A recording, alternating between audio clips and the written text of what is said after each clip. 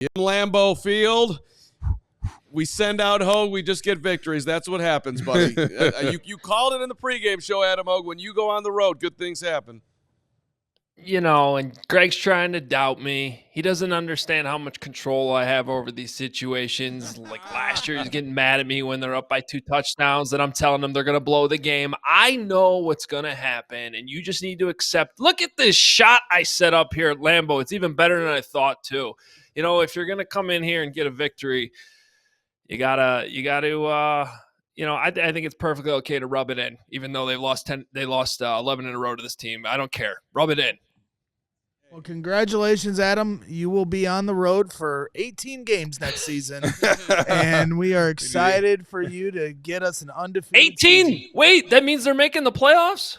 Yeah, that's right. Yeah, he had a math error right there. The Indiana public schools. Well, no, I think they're going to expand to 18 games next season. That's my breaking news for the show. Okay. Would be 9 games on the road.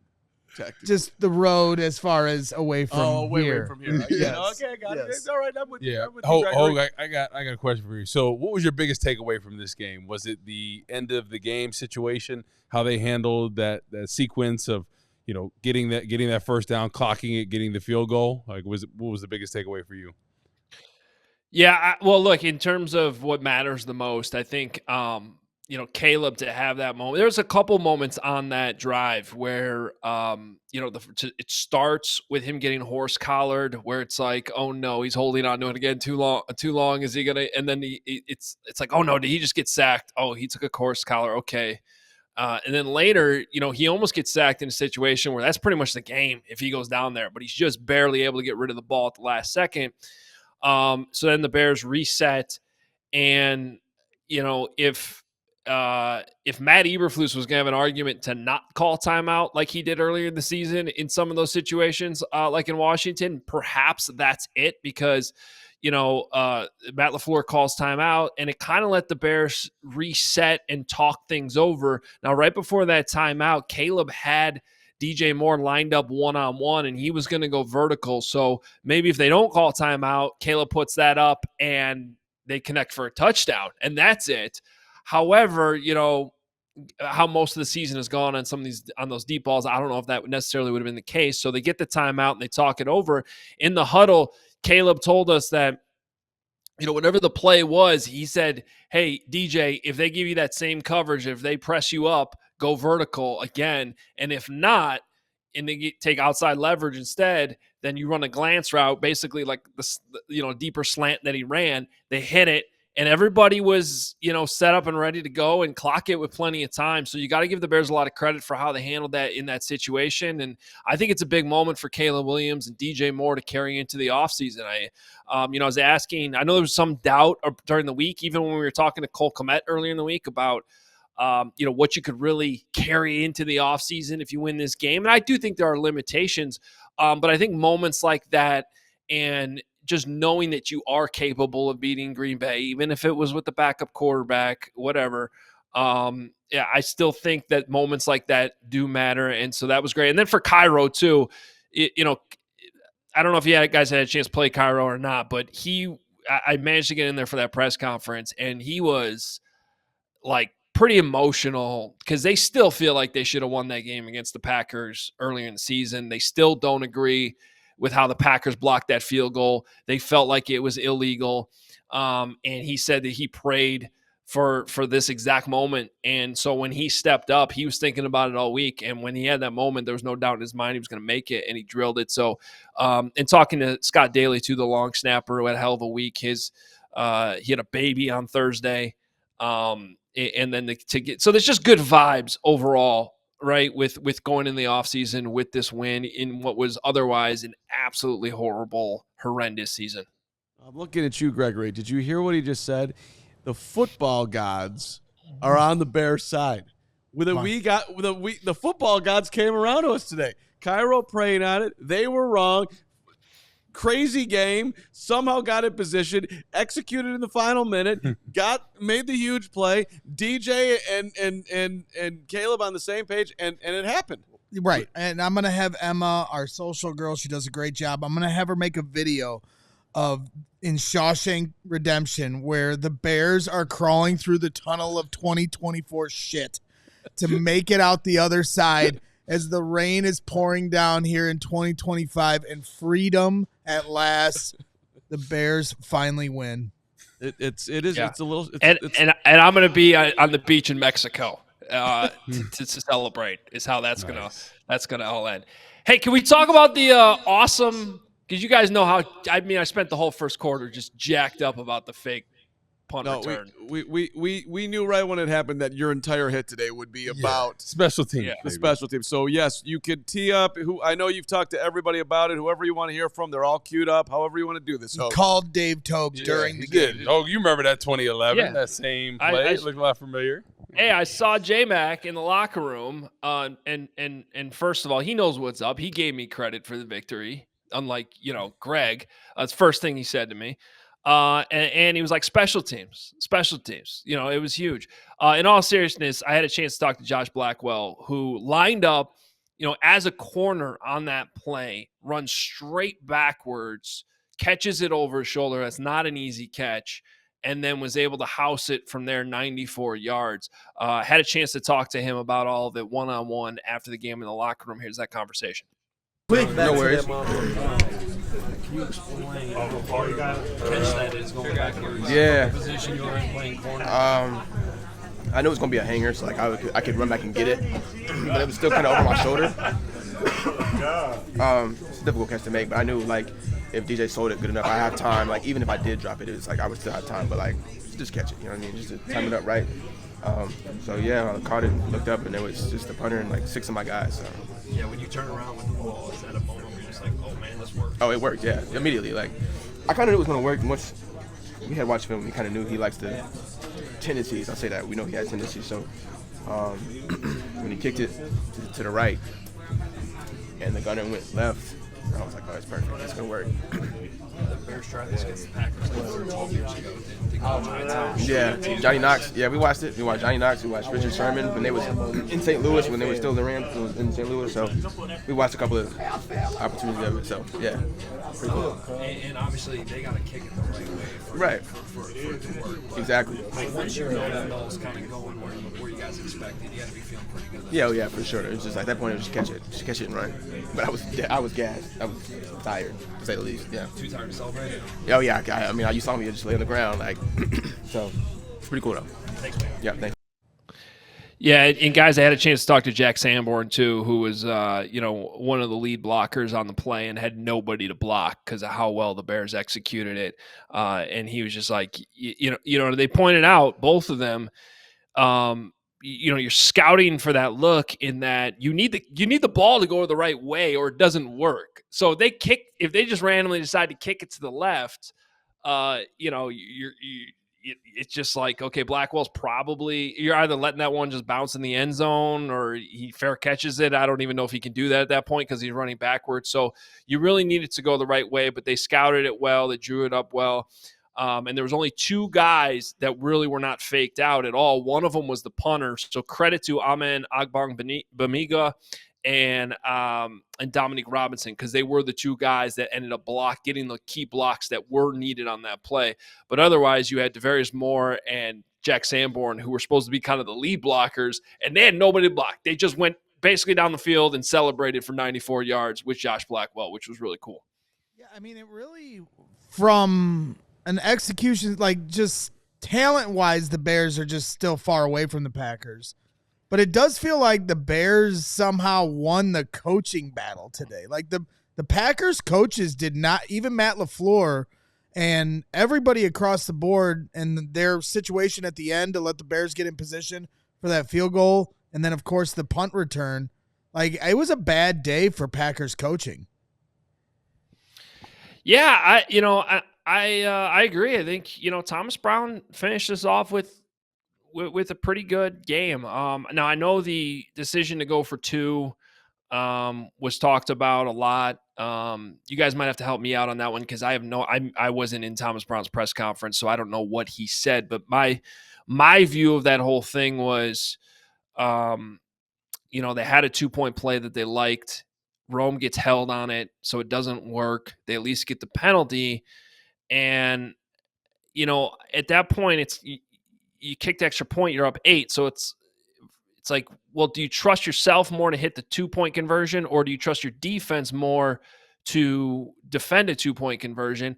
And I wonder if that call would have been different had Jordan Love been in the game. Instead, Malik Willis was in the game. It ends up playing out, and he, throws the ball into the ground. So it's like it ended up working out that way. And I understand. Look, I could see that from either way. I guess my point was I could understand where Thomas Brown was coming from a little bit more. I understand him getting criticized for it. I didn't think it was the end of the world, though. And I also, everyone being like, well, yeah, but they got the penalty, so they're at the 1, and that, you should be able to get that in. I'm like, yeah, you should be. Have you watched this team this year? What do you want to call the sprint option, or do you want to call the Doug Kramer fumble play? Because they should be able to get it in easily, but that hasn't been the case this season. So I understand kicking the extra point, go up 8, trust your defense to get the stop on the other end. Now, as it turned out, ran on the 2-point that got the hold. They ran the same play that the Eagles and Bears have once ran. And there's a throwing option there for Keenan Allen, who's already thrown an interception in the game. Like, there was moments in this game that, as bad as it was, like, I was belting out laughing. It just. but if Rome doesn't get held, he might have been open for Keenan to throw to, and I honestly don't know. Something looked astray, and then all of a sudden I saw the yellow flag, which was hidden because it was actually on the yellow lettering in the end zone, so you couldn't see it right away. And I just saw Rome acting like he definitely got held. So, who knows? I get it both ways. I just didn't think it was one of those moments where we had to be killing the head coach as much as he seemed to be getting killed in the moment on Twitter. I'm not going to kill him here, but it was insane. They were doing so many things, even on the final drive, the kickoff. Yeah. Where they ran the reverse kick. I'm like, okay, that's enough trick plays for the day. Like, they're emptying the bag on the way out. I wanted the Torrey Taylor fake punt. Look, I mean, no, you didn't. I did. I really did. Mine as well. But I thought it was the old go for 2 fakeroo. Now we're just gonna kick the 1, and this is and have some fun type of move, something along those lines. Because, excuse me, you guys are terrible in short yardage. What are you doing? Go up 8. You're up 8. That's cool. You have to score a touchdown. Oh, you thought it was crazy that they even tried for 2 in the first place? Yes, of course. Yeah. Okay. The second one, I'm like, finally, you came to your senses. Take the point, dude. You're going up 8. That's totally fine. Worst case scenario, you give up a touchdown, a 2-point conversion. The game ain't over. We're tied. It's okay. Yeah, I thought that was nuts. Do you want to play Cairo while you're on here, Hoge, and react to it? Because we have it ready. You want to hear? I'm excited. To hear the only thing is, I know it's like 7 or 8 minutes long. Okay, it's a long Cairo. We don't need to do that.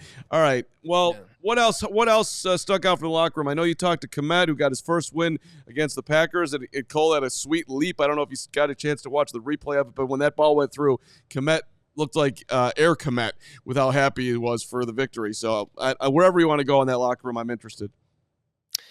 Yeah, no, we got to talk to Cole. And by the way, I would play Cairo. I didn't know if we want to do it right now. I was sitting here because of how long it is. But hearing his emotion on the kick and everything, it's worth playing. I just think that a couple takeaways before I leave you guys is this, and you hear it from Cole, you heard it from DJ Moore too. It was like, we beat the Packers, F them, which was a great moment. They care about this, man, and and so that part of it, I do think there was a little bit of a redemption's not the right word, but the Bears and Thomas Brown in particular have emphasized the fact that they have not quit, that the guys have not laid down. I think there have been moments. I do think there have been moments where their business decisions have been made. But I did agree for the most part that this team had not just completely given up on the season. And I kind of expected that might happen today a little bit.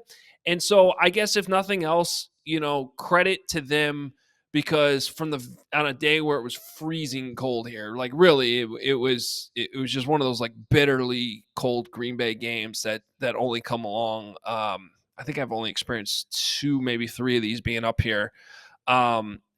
They easily could have done all that and just laid down and said, hey, we'll see on a beach somewhere soon in the off season. So I think that does matter. I think for the guys returning, it matters that you got this win over the Packers. That's not hanging over you next season. Like, what if that's the week 1 game, right? Then it's all we talk about from the time the schedule comes out in May until the kickoff, in September. So it's not the biggest deal in the world, but the music was blaring in the locker room. And I think for these guys who have been through so much, and especially for young guys like Caleb Williams, Roma Dunze, those types of players, it does carry weight. Well, to your point, Hoge, it definitely felt like throughout the game, and I know the Packers came back and eventually took a lead, but it did feel like the Packers didn't really want to be out there, and the Bears did. And you saw Christian Watson at one point go down with a non-contact injury, which sucks for them going to the playoffs. And then Jordan Love gets hurt. And at that point, I'm like, man, these guys don't want to be out here at all compared to the way the Bears were playing and hitting guys. I mean, Kevin Byard about murdered Malik Willis on that huge hit. Now, I don't know if you caught it on the telecast, Hoge.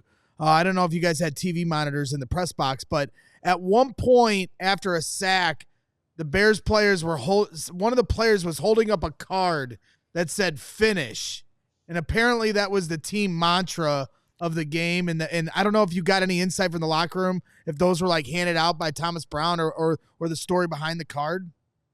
Yeah, sorry, I missed the whole card thing. What I will say though is that word and that mantra was talked about post game, so that adds up. That's kind of what that message was, and so I do think it matters that they executed that. This has been a team, guys, that going back to August has been all about talk, and they really haven't walked the walk since London. And so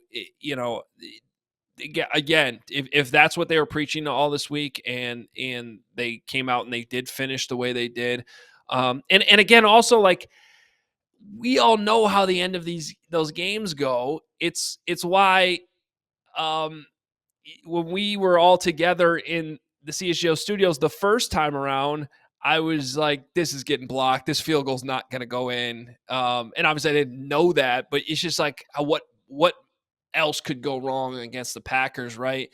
And so how could you not have that feeling even before DJ Moore fumbles? And then he does, and Brandon McManus just drills a 55-yard field goal like it was nothing, and you're just going, here you go again. So to have a little bit of, even if it's luck, whatever, good mojo go your way in this series, that I do think has to just carry over mentally a little bit. And going back to some of the stuff Matt LaFleur did in this game, I don't know if you guys caught this, but earlier in the week, when he was talking to the media about how they should handle this game, he kind of gave a weird response that I understood, but also didn't give me a whole lot of confidence that he had conviction behind what he was doing. And basically he was like, well, you can handle it either way. I'm paraphrasing now, but like, you can either rest your starters or you can play your starters. But the only thing that matters is what the end result is, that it works. Right. So you're going to get criticized basically either way. And it was just sort of like this wishy-washy answer, or I don't think, and it felt like in his in-game decisions today, it didn't seem like he had total conviction on how he should handle this situation today. And it was a little weird. But I think from an individual standpoint is how you should handle it. Like, I thought it was a little weird when I saw Christian Watson was active. I mean, here's a guy who was coming off a knee injury. He DNP'd on Wednesday. He DNP'd on Thursday, and then he was limited on Friday. And with these weather conditions today, it just didn't seem like that was something you needed to force, and you could give him an extra week of rest going into the playoffs. Was that related to the injury? Did it cause the more severe injury today? Who knows? I don't know, but that seemed a little weird. Playing Jordan Love, I understood, but then all of a sudden late in the game, he's down there on the sideline warming up, and the Commanders are losing to the Cowboys, and I'm like, is he going to go back in?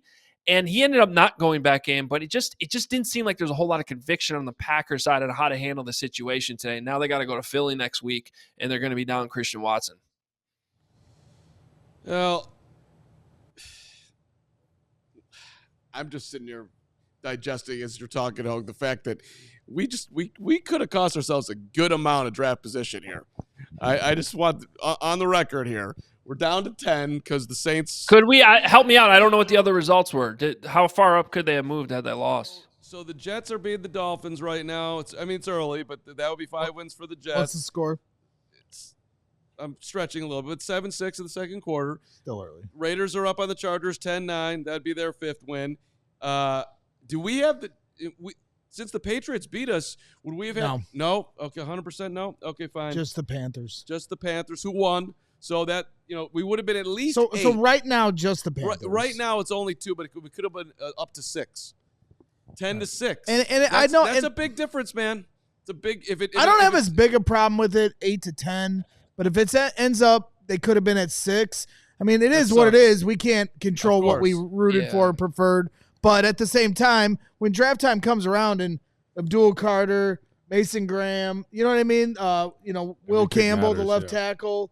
Those things do matter going forward. But once it got to the end and Caleb Williams was able to have that finish and the team was able to have that finish, like I think that was the trump card. If they'd have won on some ugly shit, I'd agree with you. Yeah, I know. Especially against your rival, you want to try to win that game if you can. It's such a tough. You're worried about draft position, and they wanted to break that losing streak. Look. It in the famous words of bad radio announcers, it is what it is. The Bears are going to try to win the football game. They won the football game. But if you were just asking, go ahead, Hoge. Yeah, what are you going to say, Adam? I just stand by what I said on pregame with you guys. I think it was a win-win. At the end of the day, if you had to pick between the two, gun to your head, probably moving up 4 spots in the draft carries a little bit more weight in terms of how much it'll pay off in the future. But I don't think that this is a loss by any means from that standpoint because of who you're playing today, what it meant. And honestly, I also said in that answer pregame, the context for how you do it. And to have Caleb Williams sort of like redeem this team's horrible game management situations all season long to execute an open throw, understanding, hearing him say it. He told DJ in the huddle, do this and I'll get you the ball. They do that. The whole team rushes on the line. They spike the ball. Cairo Santos is able to make up for what happened against the Packers the first time around. I think enough of that matters. If they're playing like the Atlanta Falcons today, okay, whatever. But this game against Green Bay matters too much. Just enjoy it. I know they were in the locker room. I think fans should too. And so I'm not too concerned about the draft position that was lost. The Bears, Aaron Rodgers touchdown. They're up 15-6. Never mind. Yeah, the Bears will have 3 picks in the top 42. The number 10 pick, the number 40 pick in the second round from Carolina, the number 42 pick being the Bears pick. So all right, Ryan Poles. 3 in the top 42. 10, 40, and 42. You've got to trade 42 to get up to 6 to get your guy. It's the way it is. Hopefully that won't be the case. They'll just crush it at 10 because we all know that he always nails the draft. All right, Hoge, you nailed your appearance, my friend. You get to do this again if you want to send yourself out on the road next year. I might, man. I'm not gonna lie. I kind of missed it out here. It's been kind of a fun day, and obviously the result was there. That helped too. You did miss a great day here at CHGO. As much as we miss Greg Braggs, he just departed for the game and went to Braggs Land. He didn't want to deal with this. I had to go somewhere so I could watch Purdue kick the crap out of Northwestern by 20. You could have saw on the other TV. Nobody was watching by over there. 20, Hoge. Yeah. Great. Don't care. But Whoop bought pizza. It was a good day. All right, travel safe. Great work. We're going to play some of your stuff here and leave some of the other stuff for Lance and Greg if they want to play it. So as we're already 2 hours deep here on the show. But great job, Adam Hoge. Safe travels, man. Thanks, guys. Appreciate it. Woot and Steven, miss you guys. Sure. You too, Hoge. See you later, buddy. We all silly like the mayor.